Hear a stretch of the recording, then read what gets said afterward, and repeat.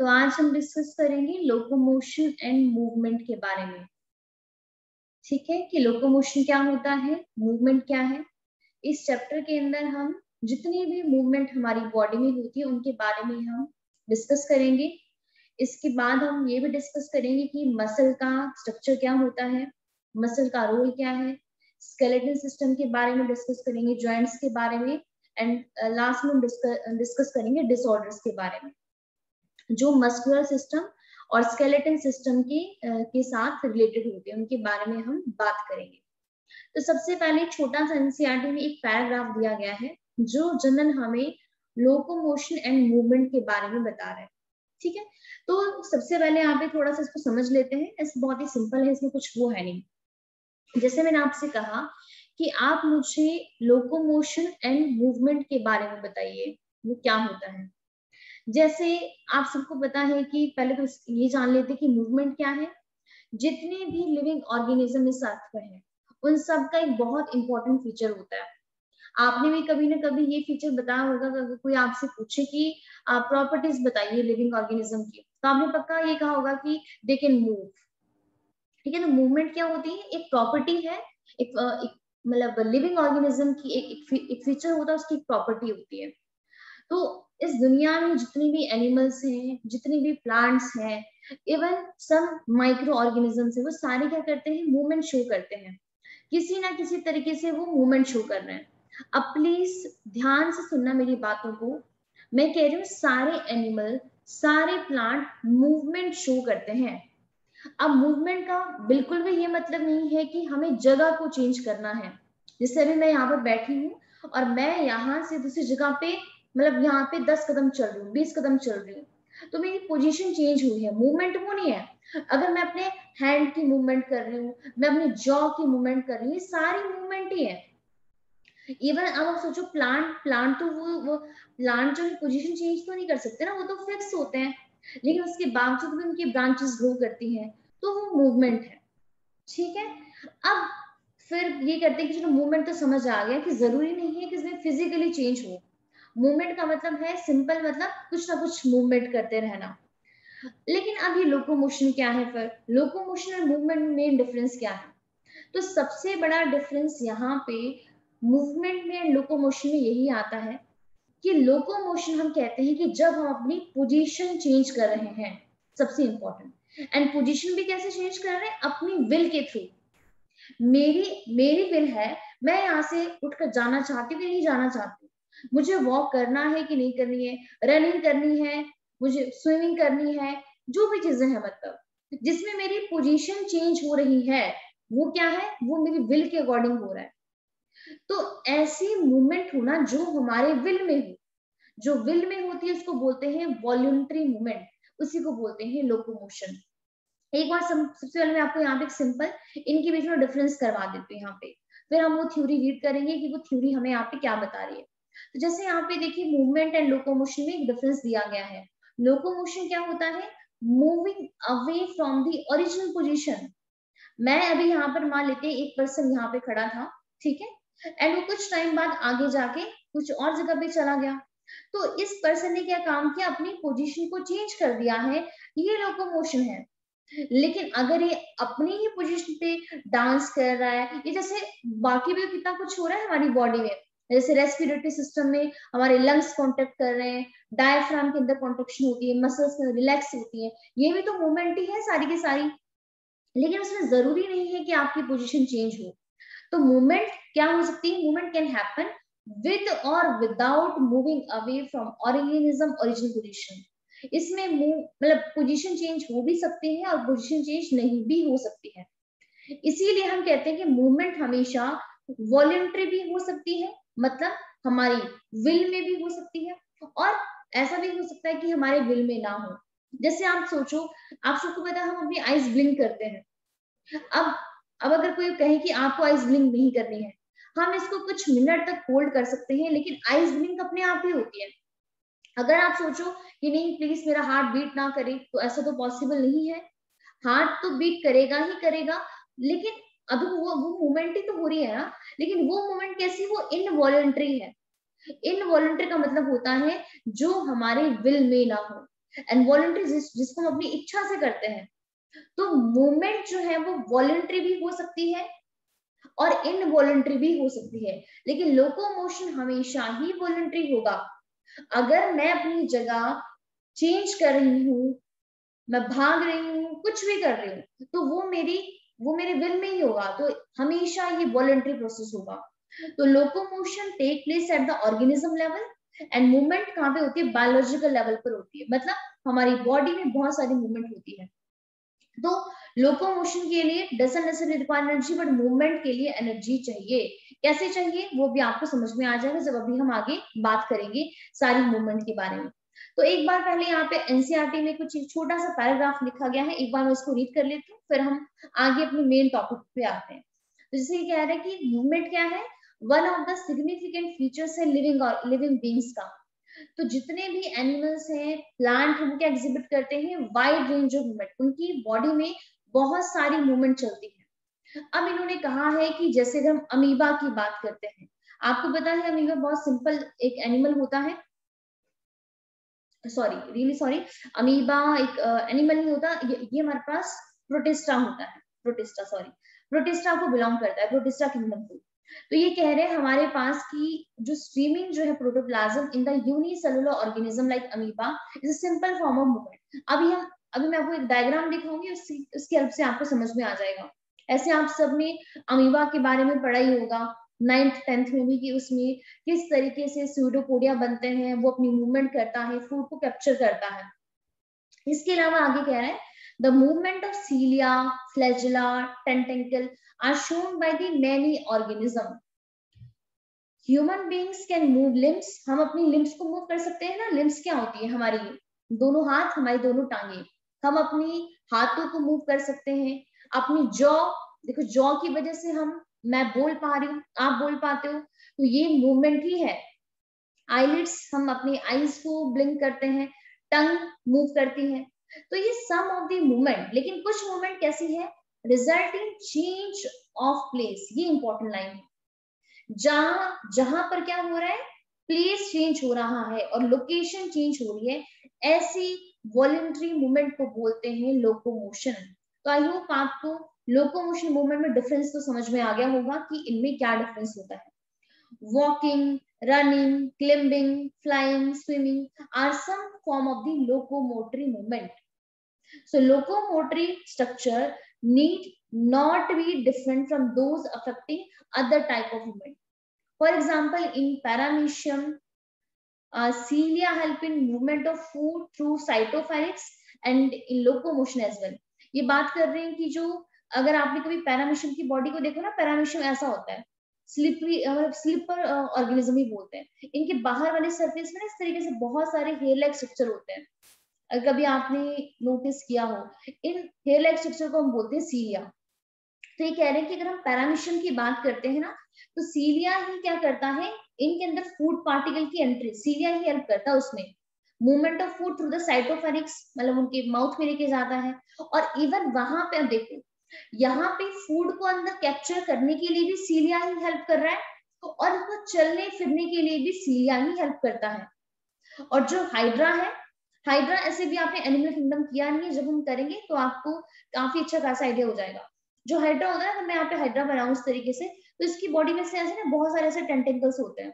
अगर कभी आपने कभी डिस्कवरी वगैरह को देखा हो, तो हाइड्रा क्या करता है, जो इसके ये जो टेंटेकल होते हैं ना, इनका यूज करता है अपने प्रे को कैप्चर करने के लिए, और साथ ही साथ में चलने फिरने के लिए भी, लोकोमोशन के लिए भी हाइड्रा अपने टेंटेकल का ही यूज करता है। So Hydra can use its tentacle for capturing its prey and also use them for the locomotion. We use limb, हम अपनी टांगों का यूज करते हैं for change in body posture and locomotion as well. Same वही बात है, body के पोस्चर को चेंज करना है तब भी अपने लिम्ब का यूज करते हैं, और अगर चलना फिरना है तब भी हम अपने लिम्स का ही यूज करते हैं। So the above observation suggests that movement and locomotion cannot be studied separately. The two may be linked by stating that, ये लाइन काफी इंपॉर्टेंट है जिसको मैंने यहाँ पे हाईलाइट किया हुआ है, that all locomotion are movement. सारी लोकोमोशन मूवमेंट है, but all movement are the not locomotion. समझ आया आपको? जो भी हम मतलब जो भी मूवमेंट कर रहे हैं, सारी मूवमेंट को लोकोमोशन नहीं बोलेंगे। सारी मूवमेंट को लोकोमोशन क्यों नहीं बोलेंगे? क्योंकि देखो जो भी चीजें मूव कर रही है वो जरूरी नहीं है कि वो अपनी पोजीशन को चेंज करे, लेकिन जब पोजीशन चेंज हो रही है तो साथ साथ मूवमेंट तो हो ही रही है ना। तो इसलिए हमने कहा all locomotion are movement but all movement are not locomotion, क्योंकि सारी मूवमेंट में पोजीशन चेंज नहीं होती है, एंड जहां पर पोजीशन चेंज होती है उसी को ही बोला जाता है लोकोमोशन। तो प्लीज इस लाइन को काफी अच्छे तरीके से नोट कर लो, ये लाइन ऐसे काफी ज्यादा इंपॉर्टेंट है, that all locomotion are movement but all movement are the not locomotion. Method of locomotion perform by animals vary करता है, हैबिटेट कैसी जगह पे वो रह रहे हैं, डिमांड क्या है सिचुएशन की। हाउएवर जनरली, लेकिन लोकोमोशन का जनरल यूज हम क्यों करते हैं? सर्च ऑफ फूड के लिए करते हैं, शेल्टर के लिए करते हैं, मीटिंग के लिए करते हैं, सुटेबल ब्रीडिंग ग्राउंड के लिए करते हैं, फेवरेबल क्लाइमेटिक कंडीशन और to escape from the enemies और द प्रेडेटर, इन सब के लिए हम लोकोमोशन का यूज करते हैं। ठीक है, अब यहाँ पे कुछ बात करते हैं कि कौन कौन सी मूवमेंट होती है ह्यूमन बीइंग की तरफ। ध्यान रखना, अभी हम यहाँ पे मूवमेंट की बात कर रहे हैं, तो 3 टाइप की मूवमेंट है जो ह्यूमन बीइंग के अंदर होती है। सबसे पहली मूवमेंट को बोलते हैं अमीबॉइड मूवमेंट, सेकेंड होती है सिलियरी मूवमेंट, एंड लास्ट होती है मस्कुलर मूवमेंट। कौन कौन सी मूवमेंट है? Amoeboid, ciliary and muscular movement. सबसे पहले यहाँ पे थोड़ा सा डायग्राम देख लेते हैं, उसके बाद इसकी थ्योरी पे मूव करेंगे। जैसे भी आप यहाँ पे डायग्राम देख पा रहे हो, हमारे पास ये अमीबॉइड मूवमेंट का डायग्राम है। अगर आप यहाँ पे इसको देख पा रहे हो, यहाँ पे जैसे कोई भी सेल है, ठीक है, यहाँ पे आप एक सेल मान लो, इसको से अमीबॉइड मूवमेंट इसलिए बोलते हैं क्योंकि अमीबा जैसे अपना फूड कैप्चर करता है ना, उस तरीके से यहाँ पे मूवमेंट होती है। तो यहाँ पे जैसे मेरे पास देखिए ये वाला सेल है, ठीक है, ये वाला सेल जो अभी आपको नजर आ रहा है। अब हमारी प्लाज्मा मेम्ब्रेन की बात क्या करती है, इसे इनफोल्डिंग कर देती है इस तरीके से, ठीक है, किस लिए? ताकि जो भी अगर बाहर कोई फूड पार्टिकल प्रेजेंट है उसको एनगल्फ कर सके। तो यहाँ पे बाहर कुछ भी मटेरियल होगा, ये सेल क्या कर सकता है, उसको एनगल्फ कर सकता है अपनी प्लाज्मा मेम्ब्रेन की मॉडिफिकेशन की हेल्प से। जब वो फूड को एनगल्फ करता है ना, उसको बोलते हैं एंडोसाइटोसिस, ठीक है। एंडोसाइटोसिस जब उसने कर लिया तो यहाँ पे अंदर क्या होते हैं, वेसिकल्स होते हैं, उन वेसिकल के अंदर क्या होते हैं, फ्यूज हो जाते हैं या कुछ स्टोर हो जाते हैं। और उसके बाद अब यहाँ पे देखना, ये सारा मटेरियल हमारा ना आगे की तरफ जाना शुरू कर देता है, आगे की तरफ। पहले तो यहाँ पर ये सारा मटेरियल इकट्ठा है यहाँ पे, अब जैसे ही आगे की तरफ जाएगा ना, तो ये जो हमारा सेल होगा ये भी आगे आगे की तरफ से मूव करना शुरू कर देगा। मतलब ये कहने का मतलब ये सेल हमारा आगे की तरफ मूव करेगा, जैसे इसके अंदर का जो मटेरियल है ना वो आगे की तरफ जाएगा। एंड यहाँ पर किसका फॉर्मेशन होता है, आपने स्यूडोपोडिया के बारे में भी सुना होगा, फॉल्स स्पीड का फॉर्मेशन हो जाता है। लाइक अगर मैं ये बनाऊं इस तरीके से, ये जो इनफोल्डिंग्स है इन्हीं को बोलते हैं स्यूडोपोडिया। अब यहाँ पे जो भी खाना वगैरह उन्होंने एनगल्फ किया था वो किया, अब जो भी वेस्ट चीजें उसको उस बॉडी से बाहर भी निकालनी है, बाहर निकालने प्रोसेस को बोलते हैं एक्सोसाइटोसिस। आप यहाँ पर भी देख सकते हो कि amoeboid motion by the cell, ये देखिए हमारे पास नीचे सराउंडिंग टिश्यू है यहाँ पे, और ये ऊपर हमारे पास एक सेल दिखाया गया है कि पहले तो ये चीजों को एनगल्फ कर रहा है, उसको बोलेंगे एंडोसाइटोसिस। इसके बाद हमारे पास यहाँ पे बीच बीच में ना स्यूडोपोडिया बनते हैं, मतलब फॉल्स स्पीड का फॉर्मेशन होता है। और अब ये जो वेसिकल जो अंदर है, इनके अंदर जो भी मटेरियल है ये आगे की तरफ मूव कर रहे हैं। देखो एरो हमें क्या दिखा रहा है कि वो जैसे आगे की तरफ मूव कर रहे हैं, तो हमारे पास ये सेल भी आगे की तरफ ही मूव करेगा, और जो भी वेस्ट चीजें होगी उसको ये बाहर निकाल देगा with the help of exocytosis. तो जो हमारी बॉडी में ब्लड के अंदर डब्ल्यूबीसी होता है ना, डब्ल्यूबीसी के अंदर हमने मैक्रोफेजेस पढ़े थे, तो सारे मैक्रोफेजेस इसी तरीके से मूवमेंट शो करते हैं। आप सबको पता होगा कि जो डब्ल्यूबीसी होते हैं वो जो भी फॉरेन चीजें होती है उनको एनगल्फ कर देते हैं हमारी बॉडी के अंदर, हम बोलते हैं फैगोसाइटोसिस करना। तो वहां पे जब वो मूवमेंट देखी गई ना, वो इसी तरीके की मूवमेंट देखी गई है, तो इसको हम बोलते हैं अमीबॉइड मूवमेंट। इसके अलावा सेकेंड मूवमेंट होती है सिलियरी मूवमेंट, सीलिया की वजह से। जैसे बहुत फेमस एग्जांपल लेते हैं हमारे रेस्पिरेटरी सिस्टम का, जो हमारी विंड पाइप होती है ना, इस विंड पाइप को क्या बोलते हैं, ट्रैकिया बोलते हैं। तो आप सबने फील किया होगा कि जो हमारा नोज होता है, ट्रैकिया, इसमें क्या होता है, एक कफ बनता है, म्यूकस जैसा व्हाइट जैसा एक सब्सटेंस होता है। अब ये जो म्यूकस की कोटिंग होती है ना, व्हाइटिश व्हाइटिश सा, ये क्या काम करता है कि बाहर से अगर हम कोई भी चीज इनहेल कर रहे हैं, ठीक है, इनहेल कर रहे हैं और उसके अंदर क्या है, डस्ट पार्टिकल्स हैं, मतलब ऐसी चीजें हैं जो हमारे लिए हार्मफुल है, तो ये म्यूकस उसको वहीं पे ट्रैप कर लेता है, ट्रैकिया में या इधर हमारे नॉस्ट्रल्स के अंदर ही। अब यहाँ पे जो ये म्यूकस होता है ना, म्यूकस के अंदर क्या होता है, इससे हेयर लाइक सेल होते हैं, आपको नजर आ रहा है, इनको बोलते हैं सीलिया। तो ये सीलिया क्या करते हैं कि जो भी ट्रैकिया के अंदर म्यूकस होता है उसको बाहर से अंदर से बाहर की तरफ भेजते हैं, जो भी वहां पे डस्ट पार्टिकल है, कई बार बैक्टीरिया फंजाई कुछ भी ग्रो कर रहा है। तो यहाँ पे देखो, सीलिया की मूवमेंट इस तरीके से होती है कि ट्रैकिया जो विंड पाइप है ना, वहां से सारा म्यूकस बाहर की तरफ आए, नॉस्ट्रल्स की तरफ आए, अंदर की तरफ ना जाए। ठीक है, समझ आ रहा है आपको? देखो ये वाले सेल है जो हमारे ट्रैकिया के अंदर प्रेजेंट होते हैं, और ये क्या बियर कर रहे हैं, हेयर लाइक प्रोजेक्शन, बहुत ही थिन थिन होते हैं, बहुत ही पतले से। और यहाँ पे देखिए मूवमेंट दिखाई गई है कि सीलिया मूव कर रहे हैं, और मूवमेंट की वजह से जो भी म्यूकस यहाँ पे ट्रैप होता है ना, वो सारा हमारा नॉस्ट्रल्स की तरफ आ जाता है। तो हमारा जो रेस्पिरेटरी सिस्टम है वहां पे सीलियरी मतलब सीलिया की वजह से मूवमेंट दिखी गई है। इसके अलावा जो अभी ऐसे हमने ना रिप्रोडक्टिव सिस्टम किया नहीं है, जब हम रिप्रोडक्टिव सिस्टम करेंगे तो मैं आपको थोड़ा सा यहाँ पे आइडिया दे देती हूँ ह्यूमन रिप्रोडक्टिव सिस्टम के बारे में, जिससे आपको थोड़ा सा एग्जांपल समझ में आ जाए।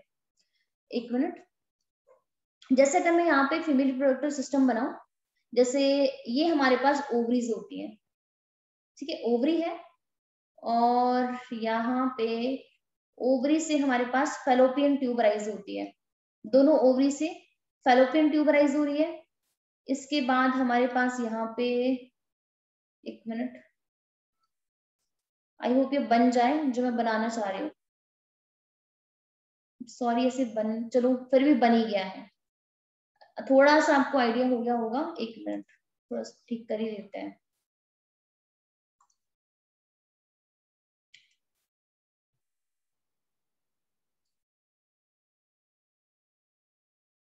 सॉरी, एक मिनट, मैं नेक्स्ट पेज पे करती हूँ।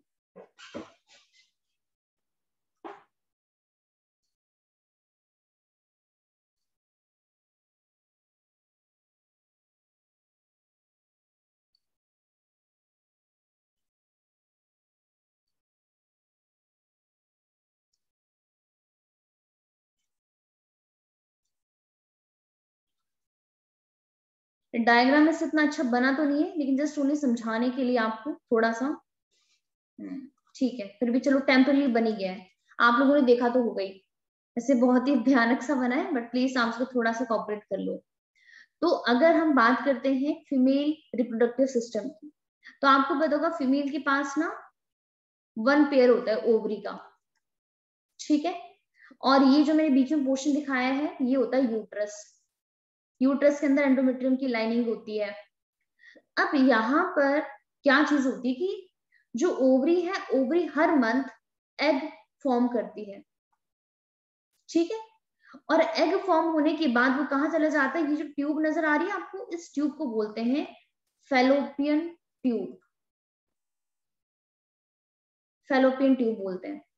तो जब हमारा ये एग रिलीज होता है ना, मतलब एवरी मंथ ओवरी से एग रिलीज होता है इस फेलोपियन ट्यूब के अंदर। ये सारा प्रोसेस आप प्लस टू क्लास में करोगे, लेकिन आपने थोड़ा सा 10th में क्या होगा तो आपको आइडिया होगा। तो एवरी मंथ क्या होता है, एग रिलीज होता है फेलोपियन ट्यूब के अंदर। अब फेलोपियन ट्यूब के भी ना बहुत सारे पोर्शन होते हैं, जैसे इस्थमस होता है, इन्फेंडिबुलम एम्पुला। तो हमारे पास एक ना काफी वाइडर पोर्शन होता है फेलोपियन ट्यूब का, उसको बोलते हैं एम्पुला पोर्शन, जहां पर स्पर्म और एग का फर्टिलाइजेशन होना होता है। तो ये एग क्या होता है, एग तो नॉन मोटाइल होता है, वो तो मूव कर नहीं सकता। अब ये जो फेलोपियन ट्यूब होता है ना, यहाँ पर भी हमारे पास ना इस तरीके से सिलिएटेड एपिथेलियल टिश्यू होते हैं जो सीलिया बियर करते हैं। अब ये सीलिया ना मूवमेंट करते हैं ऐसे आगे पीछे की तरफ, और वो मूवमेंट की वजह से क्या होता है कि जो एग हमारे पास फेलोपियन ट्यूब में रिलीज होता है ना, वहां पे एम्पुला तक आ जाता है। तो वो एम्पुला तक क्यों आ पाते हैं? क्योंकि फेलोपियन ट्यूब में जो सीलिया होते हैं वो वहां पे मूवमेंट करते हैं और इसकी वजह से एग की क्या होती है, मूवमेंट होती है। बस मुझे आपको ये बताना था। आई होप आपको थोड़ा सा आइडिया लग गया होगा कि जैसे सीलिया हमारे मतलब ट्रैकिया में होते हैं, विंड पाइप में होते हैं, सेम हमारी फेलोपियन ट्यूब जो रिप्रोडक्टिव सिस्टम का पार्ट होता है वहां पर भी प्रेजेंट होते हैं। तो यहाँ पर से आप देख सकते हो ये सीलिया है, फ्लेजना भी इसे मूवमेंट शो करता है, ठीक है। इसके अलावा लास्ट में आती है हमारे पास जिसमें मस्कुलर मूवमेंट, जो मसल की वजह से मूवमेंट होती है। हम अपनी बॉडी को किसी भी डायरेक्शन में लेकर जा सकते हैं, फॉरवर्ड भी लेके जा सकते हैं, सॉरी फॉरवर्ड भी लेके जा सकते हैं, बैकवर्ड भी लेकर जा सकते हैं, अपने जैसे मर्जी ले कर लो, बाजू को मूव कर लो, टांगों को मूव कर लो, हेड को रोटेट कर लो, किसी भी डायरेक्शन में हम अपनी बॉडी को मूव कर सकते हैं ड्यू टू द मसल। तो मसल की वजह से जो मूवमेंट होती है उसको बोलते हैं मस्कुलर मूवमेंट। जो सीलिया की वजह से होती है उसको बोलते हैं सिलिएटेड, और एक अमीबॉइड लाइक होती है उसको बोलते हैं अमीबॉइड मूवमेंट। अब यहाँ पर भी छोटा सा ये पैराग्राफ है, इसको भी जल्दी से हम रीड कर लेते हैं, ठीक है। तो ये कह रहे हैं कि कौन कौन सी मूवमेंट होती है ह्यूमन बीइंग के अंदर। सबसे पहली मूवमेंट कौन सी है, अमीबॉइड मूवमेंट। तो अमीबॉइड मूवमेंट क्या है, टाइप है मूवमेंट का which occur with the help of, जो किसकी वजह से होती है, स्यूडोपोडिया की वजह से होती है। और स्यूडोपोडिया किसकी वजह, कौन बनाता है, साइटोप्लाज्मिक स्ट्रीमिंग। अब साइटोप्लाज्मिक स्ट्रीमिंग क्या होता है, जैसे ये मेरा सेल है, तो सेल के अंदर जो मटेरियल है, साइटोप्लाज्मिक कंटेंट है, उसकी वजह से स्यूडोपोडिया बनता है। ये कह रहे हैं कि जैसे अमीबा के अंदर बनता है, अमीबा में सबने स्यूडोपोडिया देखा होगा, इस तरीके से होता है फिंगर लाइक प्रोजेक्शन। तो ये कह रहे हैं कि ह्यूमन बॉडी में अमीबा मूवमेंट कहाँ कहाँ पे देखी गई है, मूवमेंट ऑफ ल्यूकोसाइट, ल्यूकोसाइट किसको बोलते हैं, डब्ल्यूबीसी को बोलते हैं, व्हाइट ब्लड सेल को। तो व्हाइट ब्लड सेल्स भी अमीबॉइड मूवमेंट शो करते हैं, मैक्रोफेजेस, और इवन जो हमारी बॉडी में साइटोस्केलेटन एलिमेंट होता है ना, वो भी अमीबॉइड मूवमेंट की शो करते हैं। इसके अलावा सिलियरी मूवमेंट, ऐसी मूवमेंट जो किसकी वजह से हो रही है, सीलिया की वजह से हो रही है। अब ये कहाँ कहाँ पे होती है सिलियरी मूवमेंट, ज्यादातर जो हमारी बॉडी के इंटरनल ऑर्गन्स होते हैं ना, और इंटरनल में भी ट्यूबुलर ऑर्गन जिसमें ट्यूब लाइक फॉर्मेशन होता है, जिसको कौन लाइन करते हैं, सिलिएटेड एपिथेलियल सेल लाइन करते हैं। एग्जांपल दिया है movement of cilia in trachea, trachea मतलब wind pipe, and movement of ova in the reproductive tract. तो जो ओवा मूव करता है ना, फेलोपियन ट्यूब में मूवमेंट होती है, तो उसकी मूवमेंट भी सीलिया की वजह से ही होती है। लास्ट आता है मस्कुलर मूवमेंट। मस्कुलर मूवमेंट किसकी वजह से होती है, ड्यू टू द मसल, क्योंकि मसल की प्रॉपर्टी होती है कॉन्ट्रैक्ट करने की, कॉन्ट्रेक्शन की। तो मसल के कॉन्ट्रेक्शन की वजह से जो मूवमेंट होती है उसको बोलते हैं मस्कुलर मूवमेंट। एग्जाम्पल दिया है मूवमेंट ऑफ आवर जॉ, जो हम बोल पा रहे, जो हमारा लोअर जॉ होता है ना, इसको मैंडिबल बोलते हैं। तो इसकी जो मूवमेंट हो पाती है ये मसल की वजह से हो पा रही है। लिम्स की जो मूवमेंट होती है, इवन टंग, टंग मूव करती है, बिना टंग मूव किए तो हम कुछ बोल ही नहीं सकते हैं, ये भी मस्कुलर मूवमेंट के अंडर ही आता है। अब ये जो पूरा चैप्टर है ना, ये तो अब तो सारी बातें जनरल है, इसमें जो लोकोमोशन मूवमेंट है उसमें जो पूरा डिटेल में दिया गया है ना, वो मस्कुलर मूवमेंट के बारे में दिया गया है। ऐसे भी हम ये आगे हम यहाँ पे कुछ अभी मसल्स के टाइप वगैरह भी करेंगे, लेकिन ज्यादातर चैप्टर ये मस्कुलर मूवमेंट के ऊपर है, मसल्स के ऊपर है, कि मसल कैसे हमें हेल्प करते हैं, मतलब कॉन्ट्रेक्शन के लिए क्या क्या चीजें होती है, ठीक है।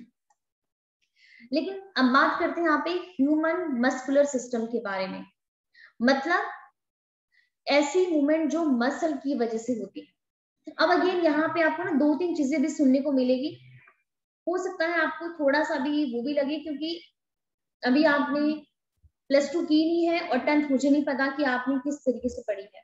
मैं थोड़ा सा मैं समझाने की कोशिश करूंगी, अगर आपको समझ में आ गया तो ठीक है, नहीं तो कोई बात नहीं, अभी फिलहाल के लिए फिर आप स्किप कर सकते हो। जैसे स्टार्ट करते हैं कि मेरे पास, आप सबको पता है कि जो ह्यूमन बीइंग है वो सेक्सुअल रिप्रोडक्शन करता है। अगर मैं यहाँ पे एक एग बना रही हूँ, सेक्सुअल रिप्रोडक्शन का मतलब क्या है, हमें मेल और फीमेल दोनों गैमेट की जरूरत होती है फ्यूजन के लिए, मतलब एक बेबी को प्रोड्यूस करने के लिए। तो फीमेल से हम फीमेल गैमेट लेते हैं जिसको हम एग बोलते हैं, और जो मेल होता है, मेल से हम स्पर्म लेते हैं, स्पर्म है जो मेल गैमेट होता है, ठीक है। अब ये जो एग जो है, एग जो है इस स्पर्म के साथ फ्यूज करता है। फ्यूजन के प्रोसेस को बोलते हैं फर्टिलाइजेशन, सबको पता है इसके बारे में। लेकिन फ्यूजन होने पे क्या होता है कि ये जो फीमेल गैमेट है और जो ये मेल गैमेट, अभी पहले तो ये सिंगल सिंगल सेल थे, लेकिन एक ही सेल बन जाते हैं जिसको हम बोल देते हैं जाइगोट। तो जाइगोट क्या होता है, अगर मैं यहाँ पे बनाऊं, एक सिंगल सेल होता है जो कब बनता है, जब मेल गैमेट फीमेल गैमेट के साथ फ्यूज करता है। अब हमारे पास जो एग होता है नेचर में वो भी हैप्लॉइड होता है और स्पर्म भी हैप्लॉइड होता है, और जाइगोट क्या होता है, ये होता है डिप्लॉइड। अब मैं आपको यहाँ पे क्या चीजें बताना चाह रही हूँ, आप उसके ऊपर फोकस करना कि जब जाइगोट बना, फर्टिलाइजेशन की जाइगोट बन गई, जाइगोट तो देखिए यहाँ पे छोटा सा सेल, एकदम छोटा सा सेल, बहुत ही मतलब बहुत ही छोटा है।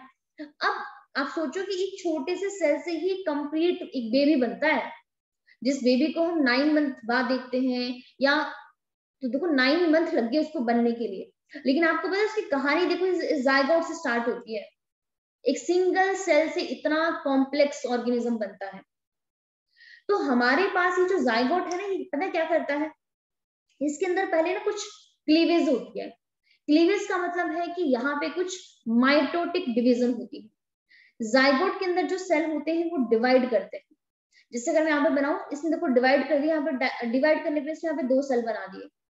ये फर्दर डिवाइड करेगा, यहाँ पे ये और सेल बना देते, 4 सेल बना दिए, इस तरीके से 8 बना दिए। अब ये सेल यहाँ पे बनाई जा रहा है, बनाई जा रहा है, बनाई जा रहा है। अब ये जो सेल बनते हैं ना यहाँ पे आफ्टर डिवीजन, इनको हम बोलते हैं ब्लास्टोमेयर, इसको बोलते हैं ब्लास्टोमेयर। अब जब हमारे पास इस तरीके से 8 ब्लास्टोमेयर बन जाते हैं ना, मतलब 8 सेल आ जाती है, 8 ब्लास्टोमेयर, तो 8 ब्लास्टोमेयर वाली स्टेज को हम एक नाम दे देते हैं, उसका नाम है मोरूला। मोरूला नाम है। अब मोरूला बन गया है, 8 सेल बन गए हैं। अब इसके बाद ना और 16 सेल बनते हैं, 32 बनते हैं, तो इस तरीके से ना, मतलब अब सोचो जाइगोट में देखो बेबी बनना है कंप्लीट, एक बेबी, इसको एक बच्चा बनना है कंप्लीट, तो कुछ ना कुछ हमें ग्रोथ तो करेगा करेगा ना। तो ग्रोथ कैसे करेगा, माइटोटिक डिवीजन करके। तो यहाँ पे सेल बनते जा रहे हैं, बनते जा रहे हैं। अब जब बनते जाते हैं, जैसे मान लेते हैं कि एक लेडी है, फीमेल है, फीमेल के अंदर आज फर्टिलाइजेशन हो गया है। जब फर्टिलाइजेशन हो जाता है ना, तो अभी जो मैंने स्ट्रक्चर दिखाया था ना आपको, ये वाला, इसको यूट्रस, आप सबको पता है यूट्रस के अंदर ही बेबी होता है, ठीक है। प्लीज ये मत सोचना पेट के अंदर बच्चा होता है, पेट के अंदर बच्चा नहीं होता, स्टमक का कोई रोल नहीं होता रिप्रोडक्शन में। किसका रोल होता है, यूट्रस का, जिसको वूम बोलते हैं, जिसको हिंदी में बोलते हैं बच्चादानी। तो बच्चादानी यही होती है, यूट्रस होता है। अब देखो यहाँ पर जब एग का फ्यूजन हुआ था स्पर्म के साथ, यहाँ पे फ्यूजन होता है फैलोपियन ट्यूब के एम्पुला वाला पोर्शन पे। अब ये डिवाइड करता करता करता करता करता इसको 7 दिन लग जाते हैं, केवल 7 दिन से भी ज्यादा, और तब ये यूट्रस में आता है। और यूट्रस में हमारे पास एक ना लाइनिंग होती है, इस लाइनिंग को बोलते हैं एंडोमेट्रियम लाइनिंग। और यहाँ पे जो एंडोमेट्रियम की लाइनिंग होती है ना, यहाँ पर आकर ये अटैच हो जाता है। जो सेल एंडोमेट्रियम लाइनिंग में अटैच होता है ना यहाँ पे, उसको बोलते हैं ब्लास्टोसिस्ट, उसको बोलते हैं ब्लास्टोसिस्ट। तो ब्लास्टोसिस्ट वो पार्ट होता है, एम्ब्रो बन रहा है ना अभी जाइगोट से, देखो जो यहाँ पे अटैच हो गया है। आफ्टर 7 डेज बाद ही, ये 7 के बाद 8-9 दिन भी लग जाते हैं, तभी अटैच होता है, तभी हम बोलते हैं कि शी इज प्रेग्नेंट। इससे पहले हम प्रेगनेंसी नहीं बोलते हैं। जब यहाँ पर फर्टिलाइजेशन हो गया, फर्टिलाइजेशन को प्रेगनेंसी नहीं बोला जाता है। जब यहाँ पे अटैच हो जाता है ना हमारे ब्लास्टोसिस्ट, इसको बोलते हैं प्रेगनेंसी, क्योंकि इसके बाद ही बहुत सारे हार्मोन रिलीज होना शुरू होते हैं जो नॉर्मल एक फीमेल की बॉडी में नहीं होते। अब मैं आपको यहाँ पे क्या चीज बताना चाह रही हूँ, प्लीज आप उस पर फोकस करना। जो ये ब्लास्टोसिस्ट है, ब्लास्टोसिस्ट के बाद एक यहाँ पे स्ट्रक्चर बनता है, उस स्ट्रक्चर को बोलते हैं गैस्ट्रुला। क्या बोलते हैं? उसको बोलते हैं गैस्ट्रुला बोलते हैं। अब मैं आगे जाना चाहूंगी इस पे कि इसको मोरुला के बाद ब्लास्टोसिस्ट बना, ब्लास्टोसिस्ट के बाद क्या बनता है, ऐसे मैं आपको यहाँ पे मोटा मोटा आइडिया दे देती हूँ। सबसे पहले जायगोट बना, जायगोट से मोरुला बना, मोरुला से ब्लास्टोसिस्ट बना, एंड ब्लास्टोसिस्ट से बनता है गैस्ट्रुला। अब जब ये गैस्ट्रुला बन गया है ना, तो इस गैस्ट्रुला के पास क्या होता है, इस एम्ब्रियो में 3 लेयर बन जाती है। गैस्ट्रुला में क्या होता है, 3 जर्म लेयर्स बनती है, इनको जर्म लेयर बोलते हैं। 3 जर्म लेयर बनती है, और वो 3 जर्म लेयर कौन कौन सी होती है? सबसे बाहर वाली होती है एक्टोडर्म, और सबसे इनर वाली होती है एंडोडर्म। और एक्टोडर्म और एंडोडर्म के बीच में अगर मैं यहाँ पे एक रफ डायग्राम बनाऊं, मान लेते हैं ये एक लेयर, हमारे पास एक सेल है, इसके सबसे बाहर में लेयर बन के इसको मैंने बोल दिया एक्टोडर्म। इसके बाद एक्टोडर्म और सबसे इनर में एक लाइनिंग, एक हमारे पास वो बनी है, जर्म लेयर बनी है ब्लू वाली एग्जांपल, इसको मान लेते हैं एंडोडर्म है।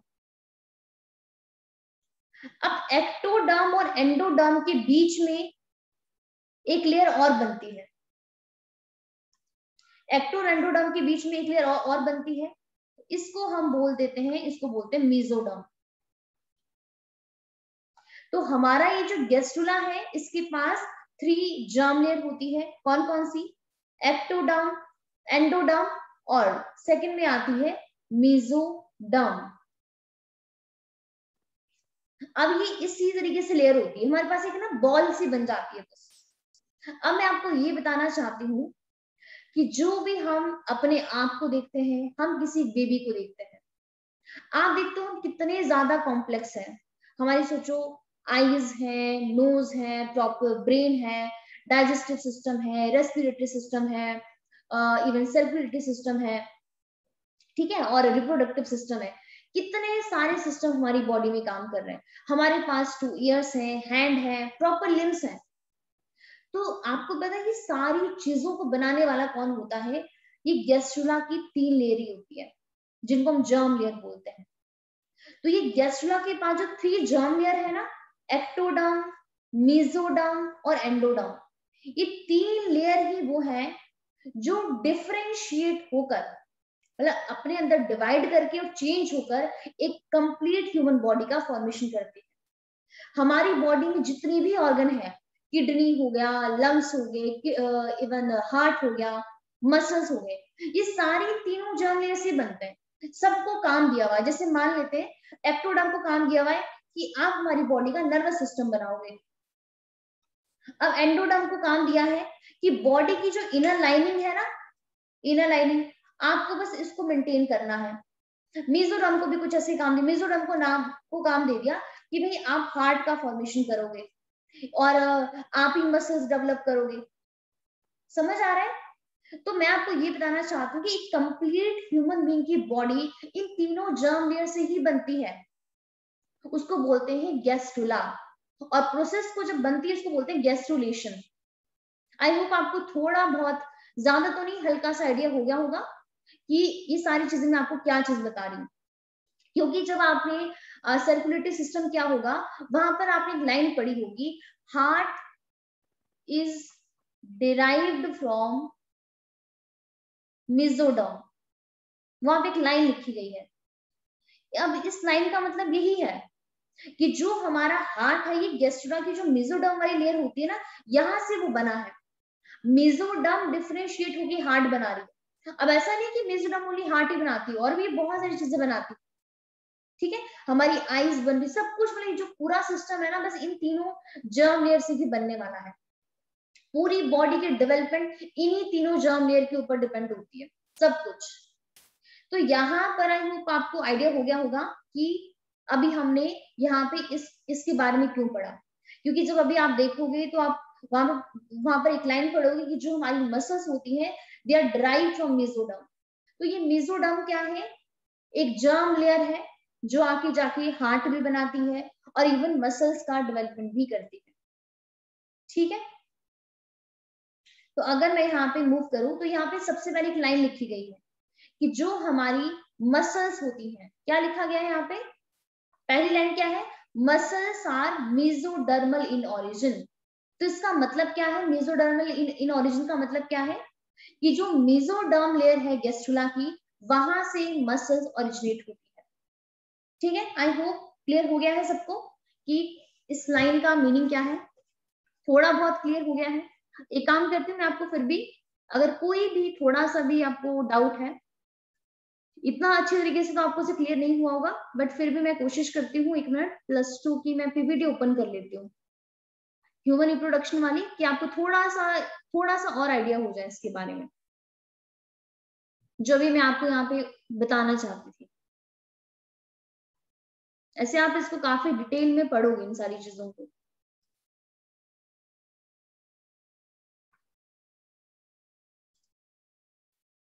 तो यहाँ पे देखिए, जैसे हमारे पास यहाँ पे ना उसके बारे में दिया गया है, ये देखिए, ये हमारे पास ना ह्यूमन रिप्रोडक्टिव सिस्टम है। तो जिसको नहीं समझ आ रहा है वो मैं बता देती हूँ, इसके पार्ट्स आपको लेबल कर देती हूँ। ये वाला जो पार्ट है ना, ये ओवरी है, और ये जो ट्यूब नजर आ रही है, ये ट्यूब फेलोपियन ट्यूब है, और ये वाला पोर्शन यूट्रस है। यूट्रस के अंदर जो ये लाइनिंग नजर आ रही है अंदर, ये एंडोमेट्रियम की लाइनिंग है। तो यहाँ पे देखिए क्या हो रहा है, जो हमारी ओवरी है, ओवरी देखो यहाँ पे एग रिलीज किया, ये एग है, जो ए पार्ट लिखा गया है, इसको बाहर भी दिखाया गया है।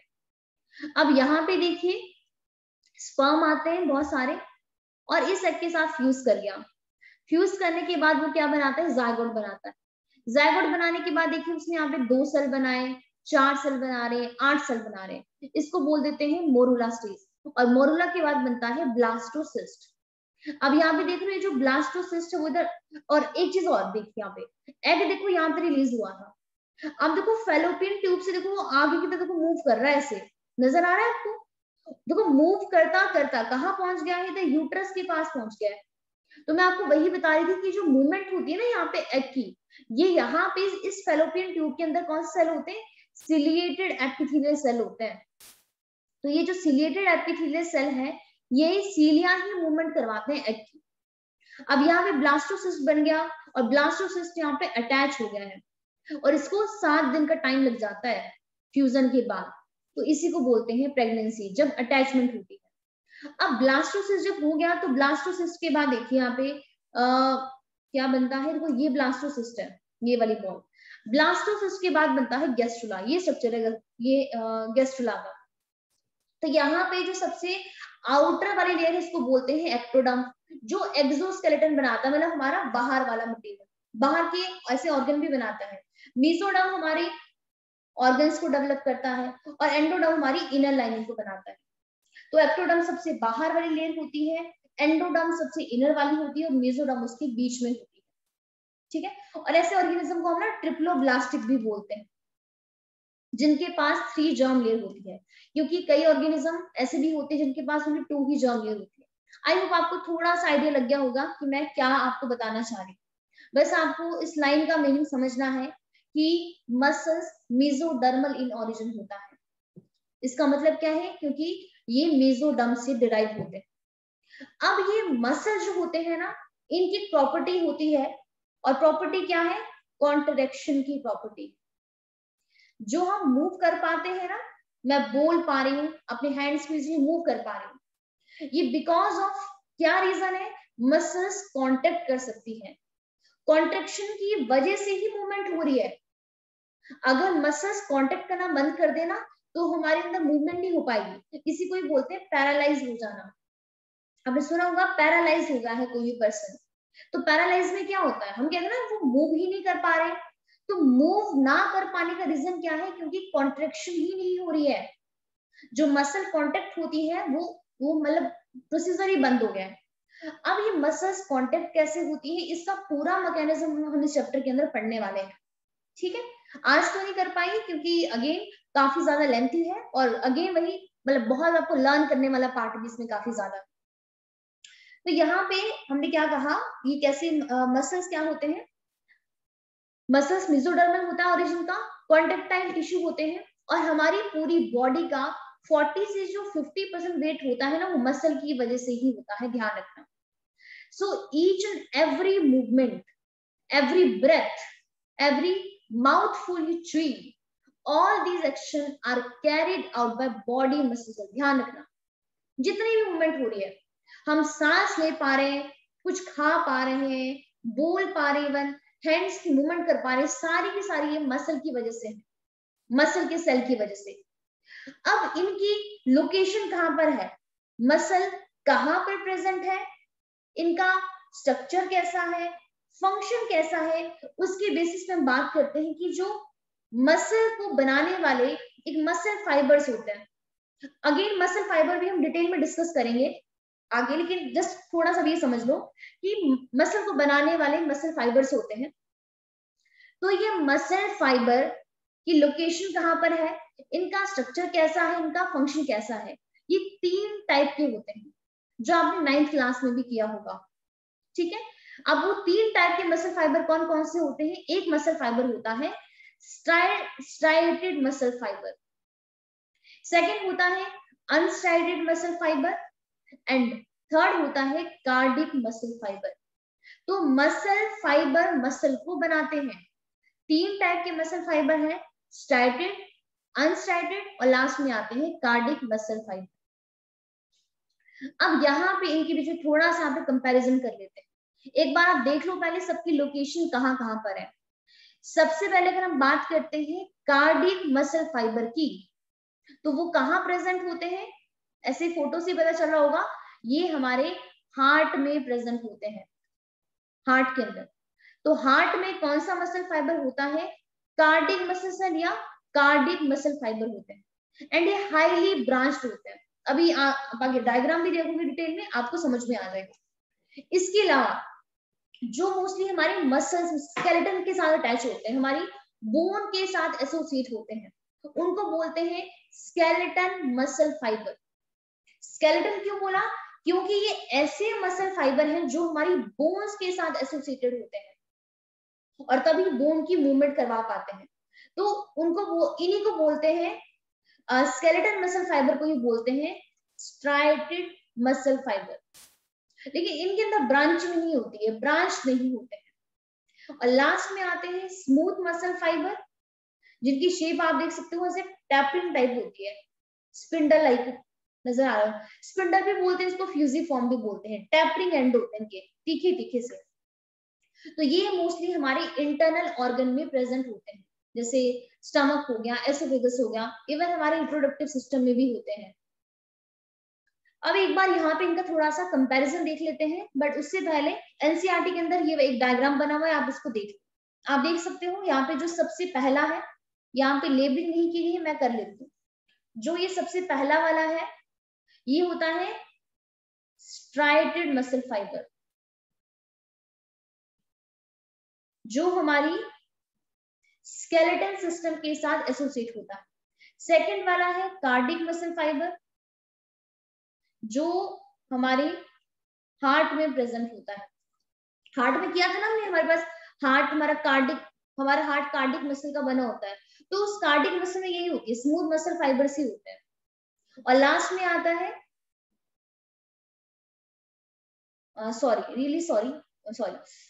ये बी वाला, ये स्मूथ मसल फाइबर है, ये कार्डिक नहीं है, सॉरी सी वाला ये कार्डिक है। एक मिनट, ये सी वाला ये कार्डिक मसल फाइबर है।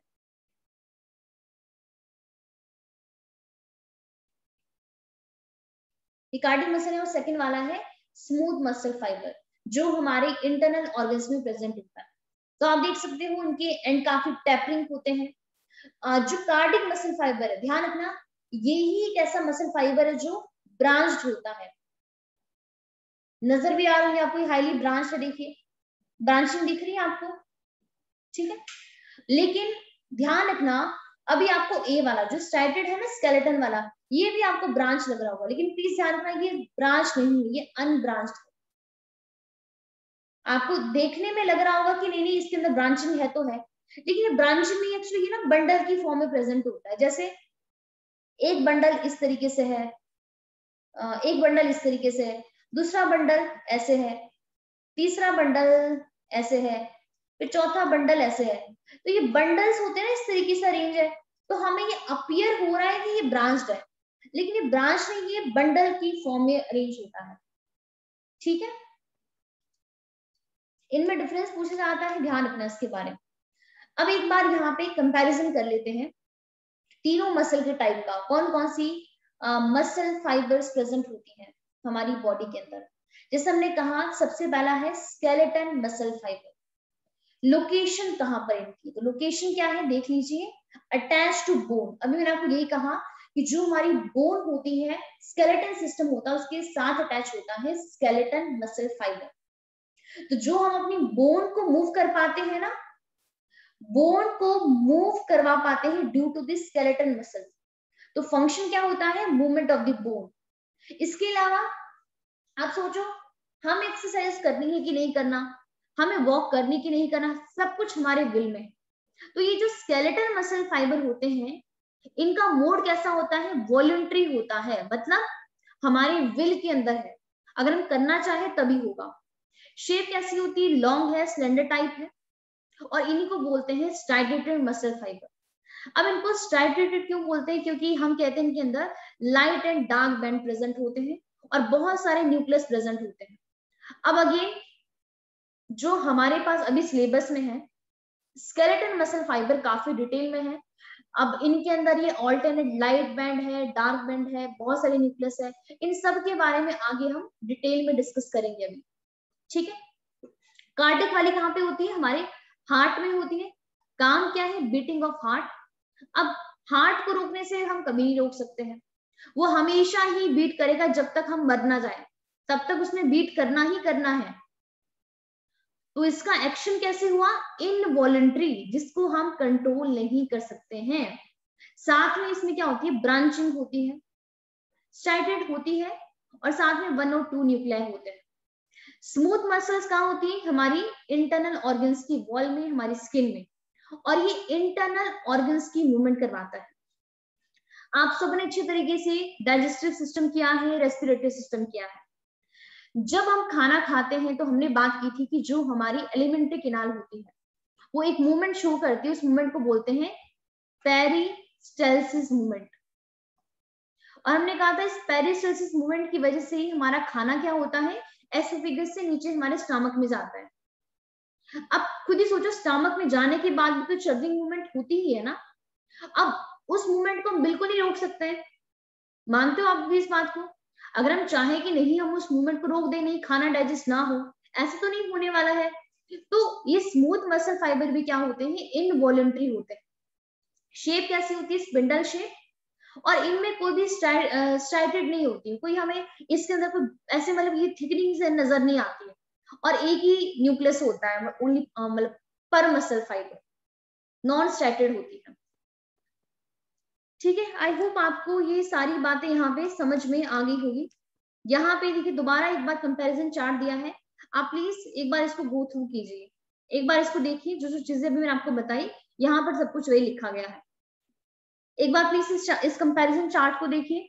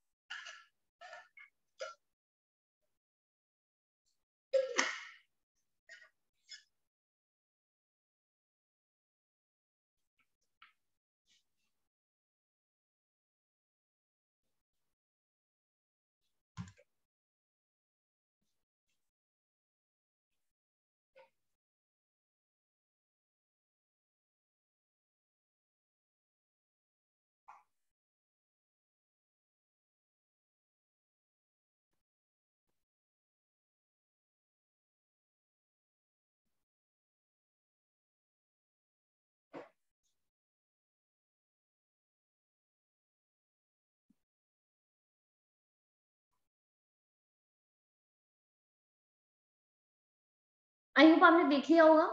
अब यहाँ पे मैं ना एनसीईआरटी को ओपन कर रही हूँ, मैं थोड़ा सा उसके बारे में यहाँ पे रीड कर लेते हैं, क्योंकि यहाँ पे मेरे पास कंटेंट नहीं, इसका थ्योरी कंटेंट नहीं है। ठीक है, तो यहाँ पे देखिए, अगर आपके पास एनसीईआरटी है तो अगेन आप ओपन कर सकते हो, नहीं तो आप यहाँ से भी नोट कर सकते हो। यहाँ पे क्या लिखा है कि ये जो मसल्स हैं have been classified using different criteria, namely location. Criteria क्या क्या ले रहे हैं? लोकेशन ले रहे हैं, अपीयरेंस ले रहे हैं, और nature of regulation of the activity, मतलब किसको ये कंट्रोल करते हैं। तो based on the location 3 type के मसल्स होती हैं, skeleton, visceral and cardiac muscle. Smooth muscle को ही विसरल बोलते हैं। सबसे पहला है स्केलेटन मसल। स्केलेटन मसल किसके साथ एसोसिएट होती है? Skeletal component of the body. Skeletal component का मतलब है बोन के साथ एसोसिएटेड होती है। अब इनकी अपीयरेंस कैसी होती है? स्ट्रिप्ड अपीयरेंस होती है जब हम इनको माइक्रोस्कोप के अंदर देखते हैं, क्योंकि हमें यहाँ पे ऑल्टरनेट मैनर में ना लाइट बैंड और डार्क बैंड नजर आते हैं। अब प्लीज डरना मत, ये लाइट बैंड और डार्क बैंड क्या है? मैंने कहा कि जो ये स्केलेटल मसल है ना, पूरा चैप्टर इसी के ऊपर ही है। इसके बाद हम पूरा चैप्टर स्केलेटल मसल के ऊपर ही चलने वाला है। उसमें हम आपको अच्छे तरीके से समझ में आ जाएगा कि ये लाइट बैंड क्या होता है और ये डार्क बैंड क्या होता है। तो यहाँ पे क्या है कि इनकी स्ट्रिप्ड अपीयरेंस होती है, इसलिए इनको स्ट्रैटेड मसल्स बोलते हैं। और इनकी एक्टिविटी को कौन कंट्रोल करता है? Activity are under the voluntary control of the nervous system, इसीलिए इनको बोलते हैं वॉलंटरी मसल। और मेन प्राइमरी रूल इनका क्या होता है? लोकोमोटरी एक्शन, मतलब लोकोमोशन, एक जगह से दूसरी जगह में ये क्या करते हैं? चलने फिरने में हेल्प करते हैं। ओके अमनजोत, लेकिन ऐसे बस मेरा कंप्लीट ही हो रहा है, प्लीज आप 5 मिनट वेट कर लो, मुझे ये वाला पोर्शन कंप्लीट करवाना है, फिर बाकी तो मैं कल ही मतलब नेक्स्ट क्लास में करवाऊंगी। ठीक है, इसके अलावा बॉडी की पोस्चर को चेंज करने में भी स्केलेटन मसल का ही रोल होता है। इसके अलावा सेकंड में आती है विसरल मसल, जिसे हम स्मूथ मसल भी कहते हैं। कहाँ प्रेजेंट होती है? Inner wall of the hollow visceral organ, जो हॉलो ऑर्गन्स होते हैं like alimentary canal, reproductive system. So they do not exhibit any striation, इनके अंदर कोई स्ट्राइएशन नहीं नजर आती, ये हमें पूरे स्मूथ अपीयर होते हैं। इसीलिए विसरल मसल को हम smooth muscle and non striated muscles भी कहते हैं। इनकी एक्टिविटी हमारा वॉलंटरी सिस्टम जो है, मतलब नर्वस सिस्टम का वॉलंटरी कंट्रोल नहीं करता है, मतलब ये इसके विल में नहीं होती, इसीलिए उनको बोलते हैं involuntary muscle. For example transportation of food through the digestive tract, gamete through generator tract, हम उसको नहीं रोक सकते हैं, उसने होना ही होना है। अगर हमारी बॉडी में कोई गैमेट्स प्रोड्यूस हो रहा है, हम उसको रोक नहीं सकते ना कि नहीं वो बाकी और पार्ट के पास ना जाए, जो फूड ट्रांसपोर्ट हो रहा है वो ना जाए, उसने होना ही होना है। और लास्ट आती है हमारे पास कार्डिक मसल। तो cardiac muscles, muscle of the heart. So many cardiac muscle cell assembling branching pattern, ध्यान रखना ये खाली ऐसी मसल फाइबर है जो ब्रांच होते हैं और क्या फॉर्म करते हैं? Cardiac muscle. So based on appearance cardiac muscle are striated, ये भी स्ट्राइटेड होती है, लेकिन नेचर कैसा है? इनवॉलंटरी है, मतलब नर्वस सिस्टम इनको कंट्रोल नहीं कर सकता है, इनकी एक्टिविटी को डायरेक्टली कंट्रोल नहीं कर सकता है। तो ये हमने कर लिया है। अब कल जो हम करने, मतलब नेक्स्ट क्लास जो भी आपकी होगी, परसों होगी ना आपकी क्लास, तो परसों की क्लास में जो हमारे पास ये सबसे पहला है ना स्केलेटन मसल, इसके बारे में हम पूरा डिटेल में पढ़ेंगे। अब पूरा चैप्टर जो भी चलेगा आपका यहाँ पे, स्केलेटन मसल को हम यहाँ पे और डिटेल में डिस्कस करेंगे, पर ये कैसे कॉन्ट्रैक्शन में हेल्प करता है उसके बारे में यहाँ पे बात करेंगे। ठीक है, तो आज हमें इतना ही करना था, बाकी पोर्शन फिर आपका नेक्स्ट क्लास में करेंगे। अब आप लीव कर सकते हो।